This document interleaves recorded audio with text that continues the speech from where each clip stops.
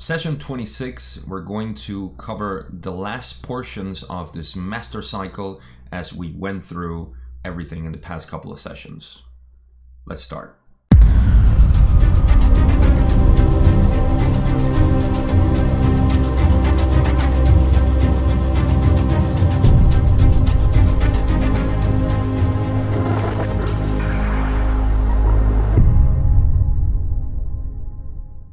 In this first part, we're going to cover those last bits of information that were left from Don asking the end of the master cycle, all the things that had to do with the Confederation, the Orion Group influencing humanity, and we're now getting into the last couple of hundred years of our era and getting close to now. So in this first part, we're going to cover all those things, and then in part two, we're going to cover the Hiroshima and Nagasaki bombing, which it has some pretty good information about what the Confederation actually did back then, but we're going to cover that in part two.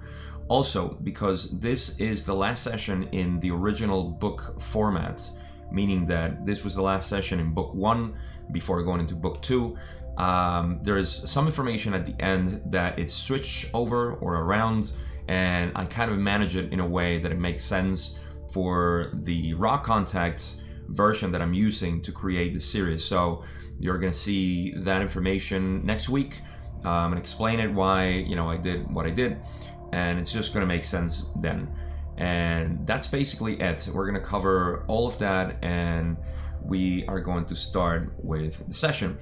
Now, I excluded the first three questions because, again, it had to do with Carla, and I'm just gonna, because I think it's just entertaining to see how some of the answers were made by Ra. So even though I didn't include him here, I'm just gonna read it from the text itself, just because it's I find it funny, actually. I gotta be honest. I do find it funny.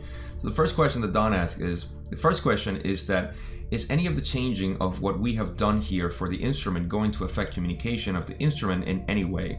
Have we set up here all right? And Ra says this is correct. Now this is coming from some alterations that they did from the past session, and Don was asking if everything was fine, for the rock contact, and they say, yeah, this is correct.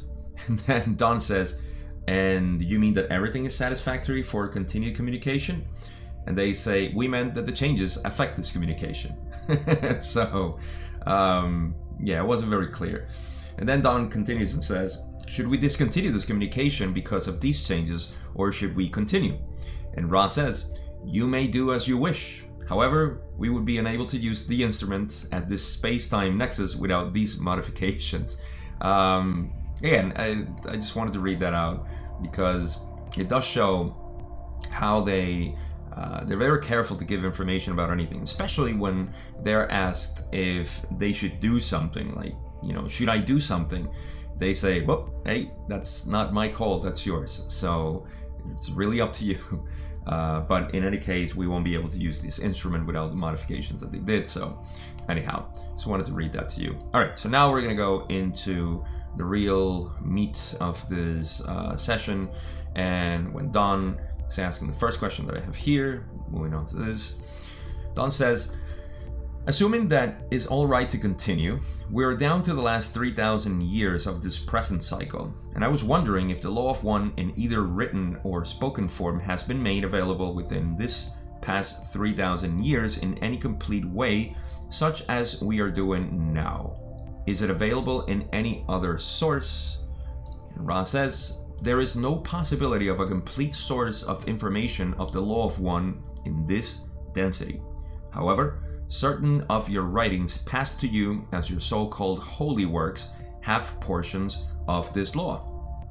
Now, this is something that we see a lot whenever they refer to the Law of One being transmitted here, because of the nature of the Law of One, the perspective and everything. And this goes with every density, actually, because the Law of One is something that, even though it bathes all densities, it's only fully understood beyond this density, of course, and mostly in 6th density. But the point is that whenever the Law of One is being transmitted into to our density, it's not in its full form. It's only an approximation. There's only sort of like a reference to what it is. It's almost like trying to explain what source is. It's really hard for us to comprehend this, and that's why in, say, Eastern philosophy, it's impossible to describe that which is the Tao, say, or Zen.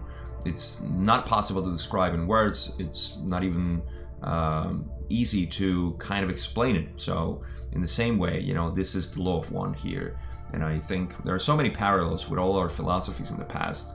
And yeah, I just wanted to make that distinction there. So the holy works, however, it's going to make Don ask the next question, because Ra was saying that some of the law one was there. So Don says, does the Bible as we know it have portions of this law in it? Ra says, this is correct. Don says, can you tell me if the Old Testament has any of the law of one?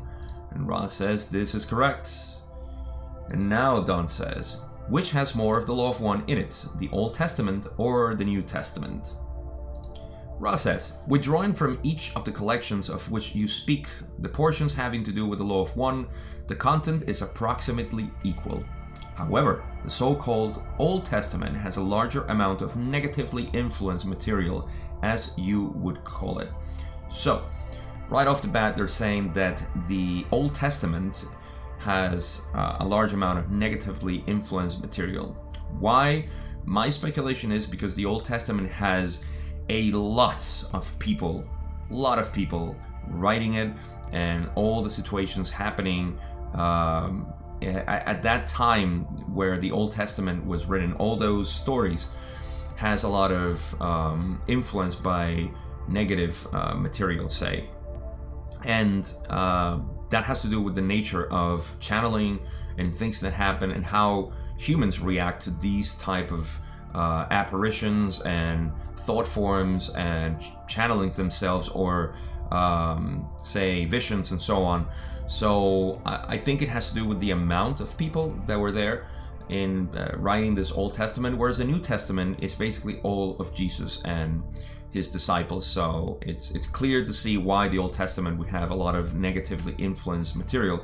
And of course, we don't have to be theologists to know that the Old Testament is actually charged or loaded with a lot of that old Yahweh, or the Orion Yahweh. If you remember from session 16, 24, we also talked about it, and session 16, 18, and 24.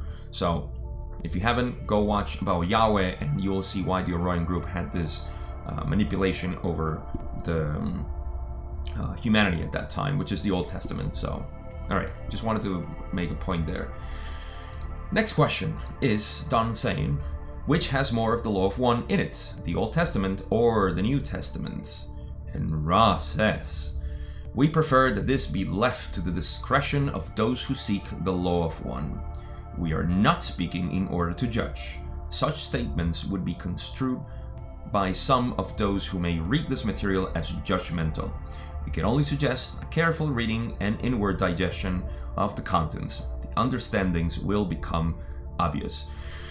If I could take anything from this is, and I'll talk about this in the conclusions of this video, is that Ra is very careful, or they are very careful, to give information that can create a sort of idea of how we should see things. Specifically here, knowing that a percentage has, say, a percentage of something is negative, you will start, it's going to change your perception. And they're always careful not to change perception, say, in Don and the group, but also us who are reading the material now. We are a product of that channeling, a lot of us. And so they're very careful not to do this because they know the repercussions of doing this back in Egypt and all the mess that we have now because of what they did. And again, it's not that it's their fault, but it's just their influence and the distortions that they cause, what they're trying to mend now. So you see this a lot in the material, and I think there's so much power into reading this to know that this is something that it's important to keep in mind. And they always suggest that the understandings will become obvious once you read it and you interpret it. There is something also, I'm going to invite you, of course, to don't miss part 2, because they're going to end on something that is, it's so poetic that I love it. But that again is going to be in part 2 when we end this session and first book, like I said before. So really, really important is, I usually geek out on some of the information that seems irrelevant to the book, but I think it's because there's so much meaning into it, and that is the interpretation that we give to things.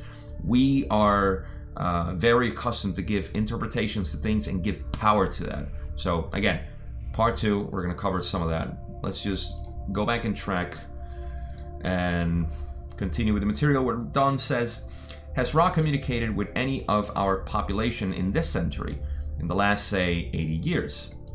And they say, we have not. Don says, has the law of one been communicated within the past 80 years by any other source to an entity in our population? Ra says, the ways of one have seldom been communicated, although there are rare instances in the previous 80 of your years, as you measure time. There have been many communications from 4 density due to the drawing towards the harvest to 4 density. These are the ways of universal love and understanding. The other teachings are reserved for those whose depth of understanding, if you will excuse the misnomer, recommend and attract such further communication. I think it's so cool the way they use understanding, and then they say, sorry to use this misnomer because you are not in a position of understanding. I think they've said it in the past sessions, or they say in the future, but they always make emphasis saying that understanding is not of this density. Understanding is not of, it's not for us. And this goes back to what I was talking about previous, when they don't give information on certain things because we don't understand. We're not here to understand. We're here to just live and feel and have our own discernment. It's okay. We're not being judged. We're not being tested. It's just a matter of us blooming. There is no testing in a flower as it blooms. There is no, wow, this one is good, this one is bad, this one is missing some petals, this one has whatever. You know, there is no judgment there. It just blooms. It doesn't care. It just happens. That's us humans. We are supposed to be that. But for the past 10,000 years or so, we have been in this intellectual mentality and very male-oriented, organized, that we need to understand everything. Our science speaks and actually reeks of that. So I think that's pretty cool to mention. The other thing is that they're saying that yes, there have been communication from 4 density because how we are near the harvest period. So there's, I would say, a thinning of the veil that we have between 3rd and 4th density, as we're vibrating already in 4 density frequencies. So this is very impactful in the communications that have been happening, but not so much the law of one or the ways of one as they have said it. It's more just this brotherhood communication between 4th and 3rd density, and I think that's pretty cool. So the last thing that I'm going to mention that I forgot to say is that Carlo is still a little sick, and they make her cough a couple of times, and I skipped one question also where there was miscommunication there between Don and Ra, but you're going to see that the questions actually skip now and then, so just wanted to say that. All right, let's go back to the next question, where Don says, did the Confederation then step up its program of helping planet Earth sometime late in the last major cycle? It seems that they did from the previous data, especially with the Industrial Revolution. Can you tell me the attitudes and reasonings behind this step up? Is there any reason other than that they just wanted to produce more leisure time in the last, say, 100 years of the cycle? Is this the total reason? Ra says, this is not the total reason. Approximately 200 of your years in the past, as you measure time, there began to be a significant amount of entities who, by seniority, were incarnating for learned teaching purposes, rather than for the lesser of the learned teachings of those less aware of the process. This was our signal to enable communication to take place. So, a couple of things to remember here. It's the Industrial Revolution. Remember from session 11, if you haven't watched, go watch that. It's going to make more sense as to how they influenced the Industrial Revolution in this case. And Don is asking from that previous material if there was another reason why, aside from leisure time, that it was supposed to be for us, if there was another reason. And Ra says, yes, there was another reason. And this one can get a little bit complicated if you don't read it thoroughly, when they say that there begin to be a significant amount of entities who, by seniority, were incarnating for learned teaching purposes. Now, in one of the sessions, I forgot which one it was, we were talking about the incarnation process and priorities that exist towards the end of a cycle, where those who need just the least amount of, say, learnings to ascend into fourth and so on, they were given priority by seniority. That's their seniority. So, in essence, what's happening is that those souls who are close to achieving, say, harvestable energy, harvestable conditioning, they were given priority to start coming here. So I would say, and this makes sense, we talked about this again in one of the sessions. Out of the top of my head, I don't remember. If I do remember and I check it out, I'll put it in one of the comments. But in any case, that's what's happening here, and that's what they're saying. By seniority, they were incarnating here. So these souls came with some previous knowledge and more understanding of the nature of this reality.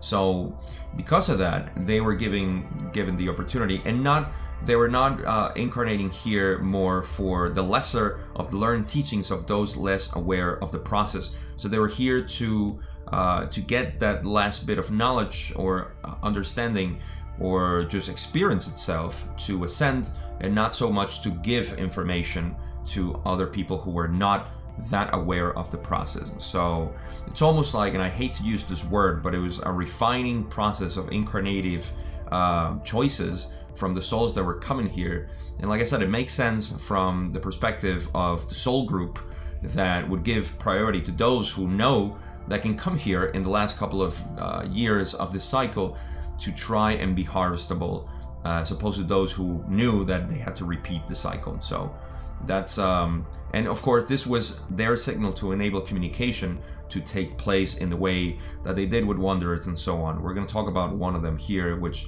is kind of a strange and weird case, but I'm not going to give any spoilers. Let's go on with the rest of the answer that Ra has.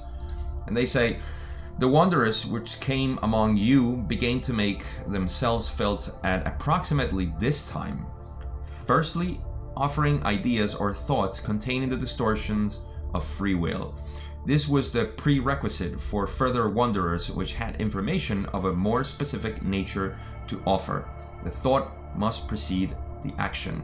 So, again, these wanderers began themselves to they were coming here and they were offering ideas and thoughts containing the distortion of free will, which is, as we have known, the changes in society that we've had for the past 200 years, and in terms of our societal arrangements and the revolutions themselves, all these kind of stuff that started happening coming out from the oppression of the empire, say. So a lot of changes were happening then, and this was to give a lot more, as we can see, or the intent was, of course, the negative entities have always been mischievous, and anything that the Confederation does, they have to balance with their negativity. And of course, our very susceptible society to hierarchical processes, we have this world now. So we're still in this, I wouldn't call it battle. I don't like the word battle. I would call it more of a dance between the positive and the negative, and how the positive influences and the negative just kind of turns it around. We keep going into this wavy form. I prefer to see it this way. It's I don't know. It's much more wholesome. But that's again my hippie mentality. So yeah, this was a prerequisite for wanderers, which had the information of a more specific nature to offer clearly, and then the thought must precede the action, which the thought was sensitive and sensible in the wanderer's mind, or your wanderer's mind, because if you're listening to this, chances are you're a wanderer. So thank you for watching. All right, so let's go to the next question, where Don says, wondering if the one Abraham Lincoln could have possibly been a wanderer. Surprise, surprise. Ra says, this is incorrect. This entity was a normal, shall we say, Earth being which chose to leave the vehicle and allow an entity to use it on a permanent basis. This is relatively rare compared to the phenomenon of wanderers. You would do better considering the incarnations of wanderers, such as the one known as Thomas, and the one known as Benjamin. Okay, I wish I had more information about this rare thing that Ra is explaining that happened with Lincoln. So, Lincoln actually left his body and allowed a fourth, a spoiler, big spoiler, alright, a fourth density entity to come into him. We're gonna get more info into this, but just to set the stage, this is what they're saying it happened. Lincoln's soul kind of left, and then it was embodied by a fourth density being. Let's go more into that. Don says, I am assuming you meant Thomas Edison and Benjamin Franklin. And Ra says, this is incorrect. We were intending to convey the sound vibration complex. Thomas Jefferson, the other correct.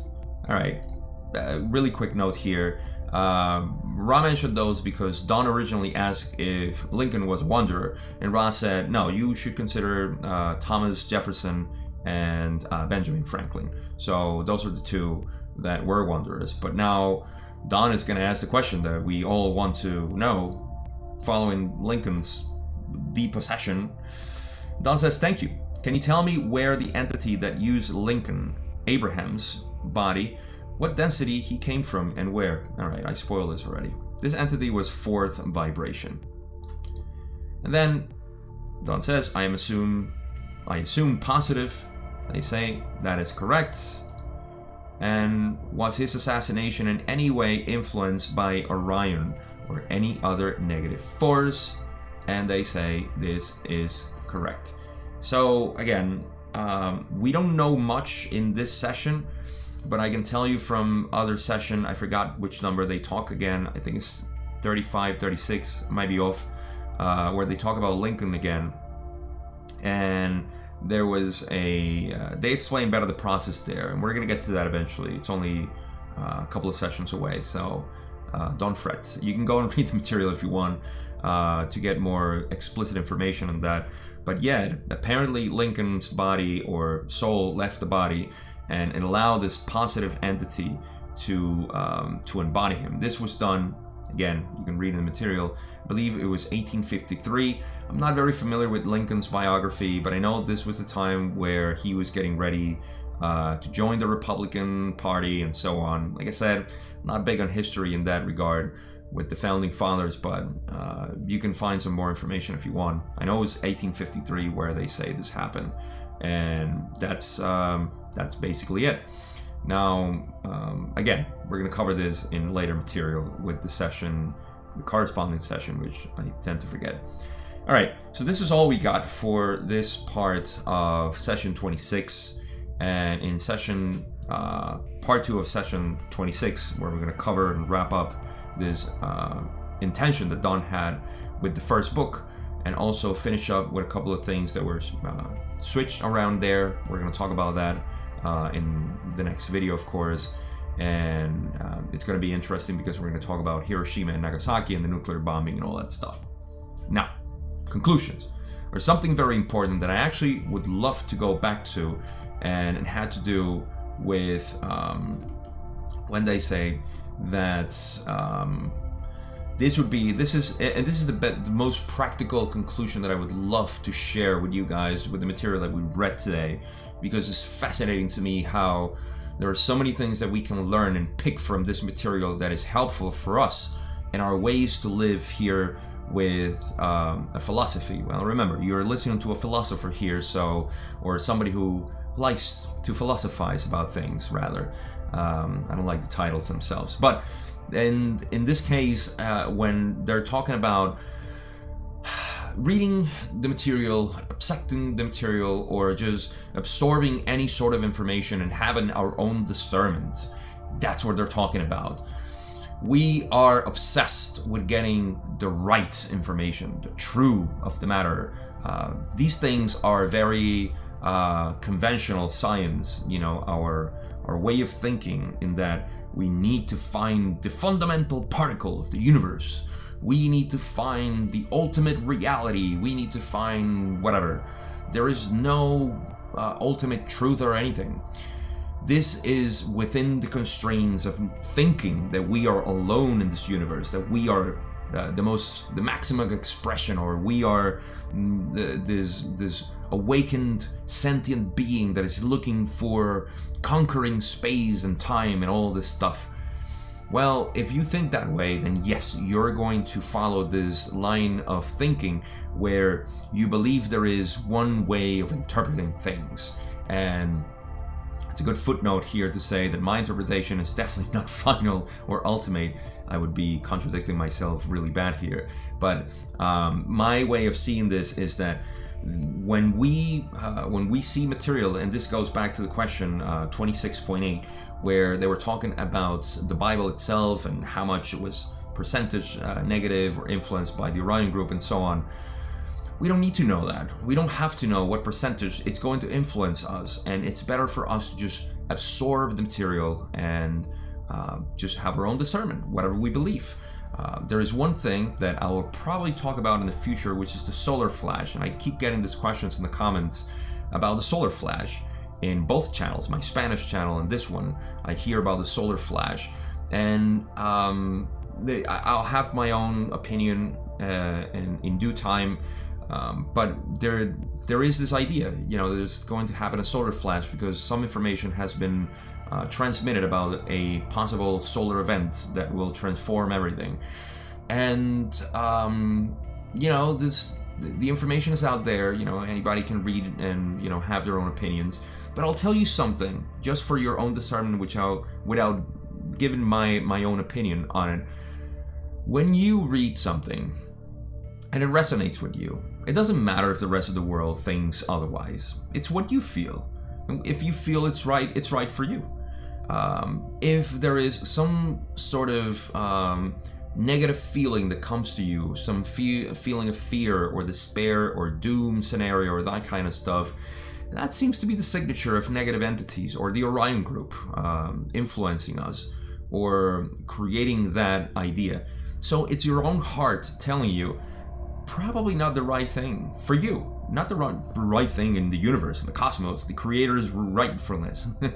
Nothing to do with that, but for you. And there's a reason you have your own independent way of seeing things, because you have your own path of awakening, very different from mine, anybody else.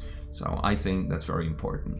Discernment is the key word here. So with that, I'm coming to the end of my conclusion and the end of this part 1 of session 26. Again, tune in for part 2 of session 26, where we're going to cover that part of Hiroshima and Nagasaki, the nuclear bombing, and something that the Confederation did, which is amazing, the type of work that they do, and giving our own infant mentality of destroying ourselves. So that's going to be pretty cool. All right.